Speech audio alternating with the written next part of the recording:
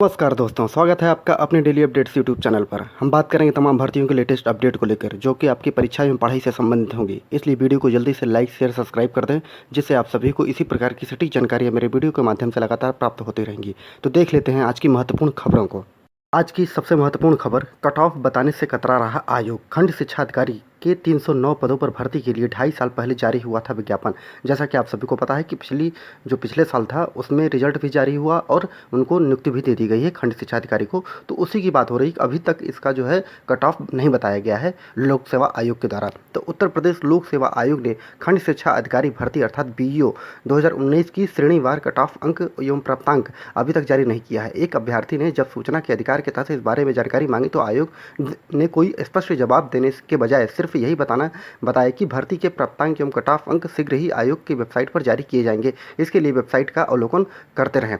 कुछ दिन पहले ही हाईकोर्ट की सख्ती पर आयोग ने पीसीएस 2019 एवं पीसीएस 2020 की प्रारंभिक परीक्षा के कट ऑफ एवं जो प्राप्तांक थे उस अंक को जारी किया। इसके बाद तेजी से मांग उठने लगी कि बीईओ भर्ती जो 2019 की है उसका भी प्राप्तांक एवं कट ऑफ भी शीघ्र जारी किया जाए। आयोग ने इस भर्ती का विज्ञापन 2.5 साल पहले जारी किया था और 13.5 महीने में ही अंतिम चयन परिणाम भी जारी कर दिया। लेकिन कट ऑफ अंक एवं प्राप्तांक पूरी तरह के जो है 1.5 साल होने के बाद भी अभी तक जारी नहीं किया है। एक अभ्यर्थी के सूचना के अधिकार के तहत आयोग से बीईओ में स्पष्ट जो है कट ऑफ एवं प्राप्तांक अंक जारी किए जाने के लिए जवाब मांगा तो सिर्फ यही जवाब मिला वहां से कि प्राप्तांक एवं कट ऑफ अंक आपके वेबसाइट पर शीघ्र ही जारी किए जाएंगे। अभ्यर्थियों का कहना है कि प्राप्तांक एवं कट ऑफ अंक वेबसाइट पर जारी होते हैं तो यह जो है उन्हें मालूम है। आयोग को स्पष्ट करना चाहिए कि प्राप्तांक एवं कट ऑफ अंक किस दिन जारी किए जाएंगे। अभ्यर्थियों का आरोप है कि पारदर्शिता का दावा करने वाला जो आयोग है वो प्राप्तांक एवं कट ऑफ अंक के बारे में स्पष्ट जानकारी नहीं देना चाहता है। इस भर्ती के तहत बीईओ के 309 पदों पर अभ्यर्थियों के चयनित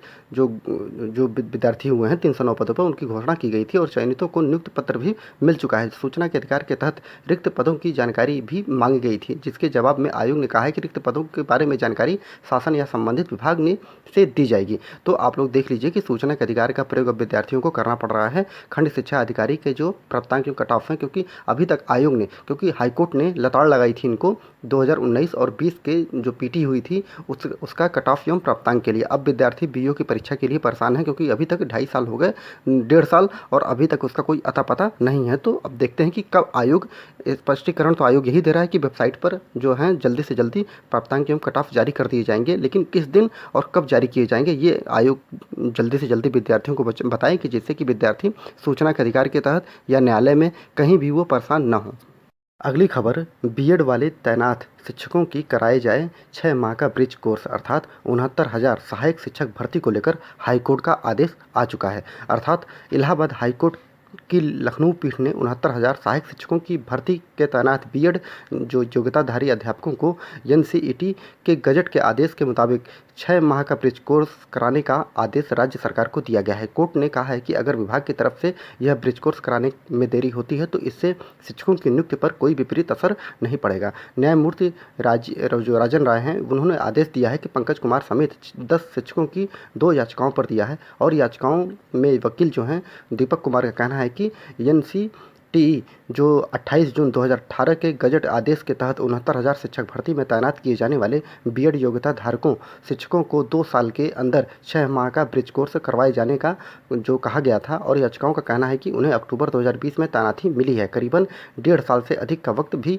उन्हें ब्रिज कोर्स में नहीं कराया गया, अर्थात 1.5 साल का वक्त बीत चुका है लेकिन अभी तक उन लोगों को ब्रिज कोर्स नहीं कराया गया है। उसके हित जो है उससे प्रभावित हो रहे हैं। उधर सरकारी वकील जो है उन्होंने बताया है कि अदालत को बताया कि 25 अप्रैल को बेसिक शिक्षा परिषद जो है के सचिव ने राज्य सरकार को 6 माह की ब्रिज कोर्स ट्रेनिंग करवाने के लिए लिखा है। कोर्ट ने कहा है कि ऐसे में राज्य सरकार याचिकाओं समेत अन्य शिक्षकों को उनकी शुरुआती तैनाती की तारीख से 2 साल के अंदर ब्रिज कोर्स ट्रेनिंग करवाना सुनिश्चित करना चाहिए। अगर सरकार ऐसा नहीं करती है तो इसका याचिकाओं पर विपरीत प्रभाव नहीं पड़ेगा। अदालत ने साफ कहा है कि हर साल सरकार या फिर जो परिषदों को याचियों के लिए एक ब्रिज कोर्स करवाना होगा और यह आदेश के साथ कोर्ट ने याचिका को निस्तारित कर दिया है। अर्थात अब जो 69,000 शिक्षक भर्ती हुई थी उसमें बताया गया था कि जो बीएड के विद्यार्थी हैं वो अगर नियुक्त होते हैं तो उनको 6 माह के अंदर ब्रिज कोर्स कराया जाएगा, और अभी तक करवाया नहीं गया है। 1.5 साल बीत चुके हैं और 2 साल के अंदर करवाना था, तो 6 महीना अभी तक बाकी है और ये जल्दी से जल्दी करवाया जाए, क्योंकि अगर वो नहीं करवाते हैं तो उनकी नौकरी पर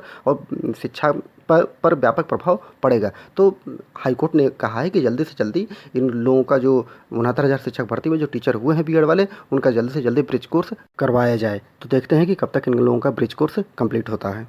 अगली खबर, यूनिवर्सिटी के टीचरों की रिटायरमेंट की उम्र 65 वर्ष करे प्रदेश सरकार। हाईकोर्ट ने यह आदेश दिया है, अर्थात सरदार वल्लभ भाई पटेल कृषि एवं तकनीकी विश्वविद्यालय मेरठ के अध्यापकों की सेवानिवृत्ति आयु बढ़ाने का दिया गया निर्देश। इलाहाबाद हाई कोर्ट ने राज्य सरकार को सरदार वल्लभ भाई पटेल कृषि एवं तकनीकी विश्वविद्यालय मेरठ के अध्यापकों की सेवानिवृत्ति आयु बढ़ाने का निर्देश दिया है। कोर्ट ने कहा है कि सरदार विश्वविद्यालय परिनियम में 3 माह में संशोधन कर अध्यापकों को सेवानिवृत्ति आयु 65 वर्ष करें, और जब तक सरकार निर्णय नहीं लेती है तब तक याची को कार्य करने दिया जाए। यह आदेश न्यायमूर्ति सिद्धार्थ ने डॉक्टर देवेंद्र कुमार मिश्र की याचिका को सुनकर याची स्वीकार करते हुए दिया है। कोर्ट ने कहा है कि अध्यापकों की सेवानिवृत्ति आयु 62 वर्ष से बढ़ाकर 65 वर्ष करे केंद्र सरकार के 31 दिसंबर 2008 का आदेश राज्य सरकार पर बाध्यकारी है। विश्वविद्यालयों के परिनियम में बदलाव न करना संविधान के अनुच्छेद 14 एवं अनुच्छेद 19(1) का उल्लंघन है और साथ ही विभेदी कारण मनमानी पूर्ण भी है। केंद्र सरकार से वेतनमान निर्धारण के मद में राज्य सरकार ने 80% अनुदान ले लिया, लेकिन प्रदेश में विश्वविद्यालयों के परिनियम में कोई बदलाव नहीं किया गया है। कोर्ट ने कहा है कि विश्वविद्यालय अनुदान आयोग ने भी 30 अक्टूबर 2010 को सर्कुलर जारी किया था और जिस पर अमल नहीं किया गया अभी तक। याची को निर्देश प्रशासन एवं मॉनिटरिंग सरदार वल्लभ भाई पटेल कृषि एवं तकनीकी विश्वविद्यालय मोदीपुर मेरठ के 6 दिसंबर 2021 को सूचित किया कि 62 वर्ष की आयु 30 अप्रैल 2022 को सेवानिवृत्त हो जाएगी, और याची ने आयु सीमा बढ़ाने के लिए सरकार को परिनियम में बदलाव लिए जाने का प्रतिवेदन भी दिया है। और याची का कहना है कि उत्तराखंड सरकार ने बदलाव कर दिया है, अध्यापकों की सेवानिवृत्ति आयु जो है वहाँ पर 65 वर्ष कर दी है, इसलिए उत्तर प्रदेश सरकार भी इस बात को जल्दी से जल्दी माने और जो केंद्र का नियम है वो भी उत्तर प्रदेश में लागू किया जाए। तो अर्थात हाईकोर्ट ने आदेश दिया है कि अब जल्दी से जल्दी जो भी 62 वर्ष आयु है विश्वविद्यालय में टीचरों की, उनकी आयु 65 वर्ष की जाए।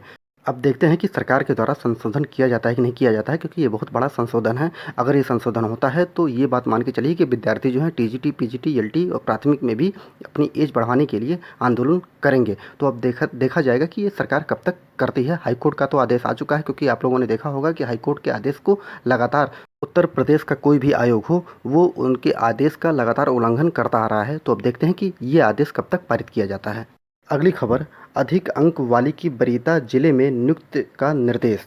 इलाहाबाद हाईकोर्ट ने सहायक अध्यापक भर्ती में क्वालिटी पॉइंट अंक अधिक होने के बावजूद याची को वरीयता जिला न देने के निर्देशक जो हैं बेसिक शिक्षा के आदेश को रद्द कर दिया है और याची को वरीयता जिला अलीगढ़ आवंटित कर 3 सप्ताह में नियुक्त पत्र जारी करने का निर्देश भी जारी कर दिया है। यह आदेश न्यायमूर्ति सिद्धार्थ ने अंजू सिंह की याचिका को स्वीकार करते हुए दिया है। याची की ओर से अधिवक्ता जो हैं यादव जी एवं AK यादव का कहना है कि याची को 70.08 क्वालिटी पॉइंट अंक प्राप्त हुए थे। उसने अलीगढ़ अपना जिला मांगा था, लेकिन उसे कासगंज भेज दिया गया है, जबकि उससे कम क्वालिटी पॉइंट अंक प्राप्त करने वाले अभ्यर्थियों को अलीगढ़ में तैनाती दे दी गई है। याचिका पर दाखिल जवाबी हलफनामे में सरकार ने कहा है कि OBC महिला कोटे में अलीगढ़ में तैनाती का अंतिम अंक 71.17 है, और जबकि याचिका ये कहा है कि वो गलत है और सामान्य और OBC के 68.21 एवं 67.42 अंक पाने वाले अभ्यर्थियों को अलीगढ़ आवंटित किया गया है। कोर्ट ने कहा है कि सरकार ने याची के इस कथन का जवाब नहीं दिया है और इसलिए निर्देशक जो हैं बेसिक शिक्षा का आदेश रद्द करते हुए याची को अलीगढ़ नियुक्ति का आदेश दे दिया गया है। तो बहुत ही अच्छी खबर है कि अब हाईकोर्ट हर जगह आ रहा है और विद्यार्थियों की मदद हाईकोर्ट के द्वारा की जा रही है। तो महत्वपूर्ण ये भी है कि विद्यार्थी लगातार ये मांग करते आ रहे हैं कि जिसका नंबर जिस प्रकार हो, अधिक नंबर वाले को उसका जो जनपद है जो मांग रहा है उसको वो दिया जाए और उसके बाद ही किसी को कोई जनपद दिया जाए, उसमें कोई दिक्कत नहीं है। लेकिन कम नंबर पाने वाले विद्यार्थियों को उनका जिला, मनपसंद जिला आवंटित कर दिया जा रहा है और अधिक नंबर पाने वाले विद्यार्थियों को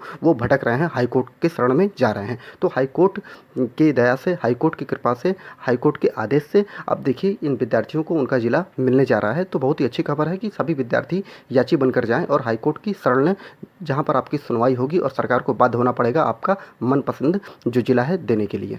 अगली खबर यूपी टीईटी 2021 के गलत उत्तरों पर जवाब मांगा गया है। अर्थात हाईकोर्ट ने यूपी टीईटी 2021 के प्रश्नों के गलत उत्तर में दाखिल याचिका पर राज्य सरकार एवं सचिव परीक्षा नियामक प्राधिकारी से 2 सप्ताह में जवाब मांगा है। जैसा कि आप सभी को पता है कि 2017 का यूपी टेट का पेपर 2021 में पूरा का पूरा पेपर रिपीट कर दिया गया है। उसी के एवज में हाईकोर्ट ने जवाब मांगा है कि पेपर क्यों आप लोगों ने पूरा का पूरा पेपर रिपीट किया, क्योंकि आपके पास टाइम नहीं था तो आप लोग अधिक टाइम लेकर अधिक से अधिक अच्छा पेपर बनाया जा सकता था। लेकिन जो पीएनपी के द्वारा ऐसा नहीं किया गया तो अब उनको 2 हफ्ते के अंदर हाईकोर्ट को जवाब देना पड़ेगा कि ऐसा क्यों किया गया, 2017 का पेपर ही पूरा क्यों रिपीट कर दिया गया है। तो देखते हैं कि 2 सप्ताह में सरकार जो है पीएनपी क्या जवाब अपना दाखिल करती है हाईकोर्ट में।